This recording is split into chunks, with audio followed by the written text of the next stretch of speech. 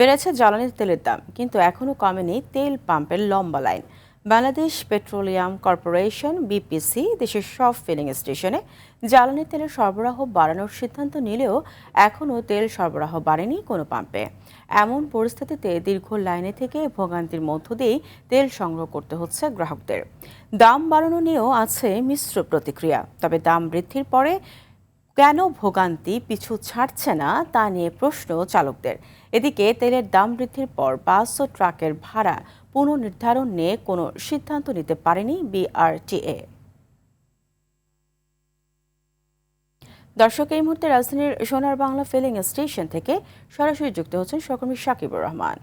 সাকিব, তেলের পাম্পে সরবরাহ বেড়েছে কিনা, এছাড়া সেখানকার ভোগান্তির চিত্র কেমন দেখছেন?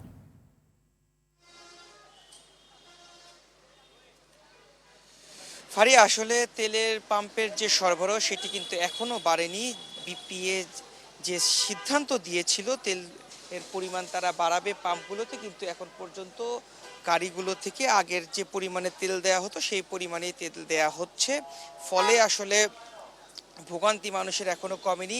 এই সোনার বাংলা পাম্পে মানুষজন 5 ঘন্টা, 6 ঘন্টা, 7 ঘন্টা ধরে লাইনে অপেক্ষা করে তারপরে তেল সংগ্রহ করছেন।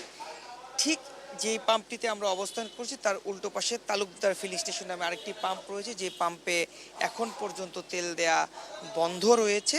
দুপুর 2টা নাগাদ তারা তেল দেওয়া শুরু করবে। কিছুক্ষণ পরে একটি তেলের গাড়ি বা একটি বা দুটি গাড়ি আসবে। আসার পর সেই তেলগুলো আনলোড হওয়ার পর সেখানে তেল দেওয়া শুরু করবে। আমরা রাজধানী জুড়েই দেখেছি বেশ কয়েকটি পাম্পে এমন অবস্থা, তেল না আসার ফলে সেখানে তেল দেয়া বন্ধ রয়েছে এবং যে পাম্পগুলো চালু রয়েছে সেখান থেকে মানুষজন ভোগান্তির মধ্য দিয়েই তেল সংগ্রহ করছে। দ্রুত এর সমাধান চাচ্ছে চালক এবং সংশ্লিষ্ট যারা রয়েছে। তো এই ছিল তেলের পাম্প থেকে আমার কাছে এখন পর্যন্ত সর্বশেষ। ফারিয়া, ধন্যবাদ আপনাকে। জ্বালানি সংকট নিয়ে জানতে রংপুর থেকে সরাসরি যুক্ত হচ্ছেন সহকর্মী জাহাঙ্গীর আলম বাদল।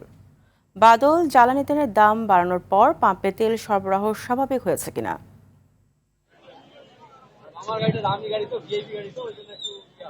ফারিয়া, আমি এখন রয়েছি রংপুর নগরীর শাপলা ফিলিং স্টেশনে। আমরা দেখেছি যে আসলে এই পাম্পটিতে একটু আগেই তেল দেওয়া শুরু হয়েছে। এর আগে আমরা দেখেছি যে আসলে তেলের দাম বৃদ্ধি পেয়েছে, কিন্তু মানুষের মধ্যে তেল নিতে আসা মানুষের মধ্যে কিন্তু স্বস্তি ফিরে নেই। আমরা দেখছি যে আসলে পাম্পগুলোর মধ্যে দীর্ঘ লাইন, যার ফলে আসলে সাধারণ মানুষের ভোগান্তি সেটি কিন্তু রয়ে গিয়েছে। আর বিশেষ করে বেশ কিছু পাম্প সেগুলো কিন্তু এখন পর্যন্ত বন্ধ রয়েছে। তারা বলছেন ডিপো থেকে যে তেল সংগ্রহ সেটি কিন্তু এখন সংকট রয়েছে। এই সংকটের কারণে কিন্তু পাম্পগুলো বন্ধ রয়েছে, যার ফলে যে কয়েকটি তেলের পাম্পে তেল দেওয়া হচ্ছে সেটিতে কিন্তু আমরা দেখেছি যে দীর্ঘ লাইন মানুষ দাঁড়িয়েছে তেলের জন্য, এবং অনেকেই তেলের জন্য হাহাকার করছেন, কারণ তেল না পেয়ে অনেক পরিবহন প্রায় বন্ধ হওয়ার উপক্রম হয়েছে। আমরা দেখেছি বিগত কয়েক মাস ধরেই যে তেলের সমস্যা রয়েছে, সেগুলোতে আসলে পেট্রোল অক্টেনের সমস্যা থাকলেও ইদানিং দেখা যাচ্ছে যে আসলে ডিজেলের সংকট রয়েছে, যার কারণে কিন্তু অনেক পণ্য পরিবহনের বাস ট্রাক সেগুলি কিন্তু চলাচল করতে পারছে না।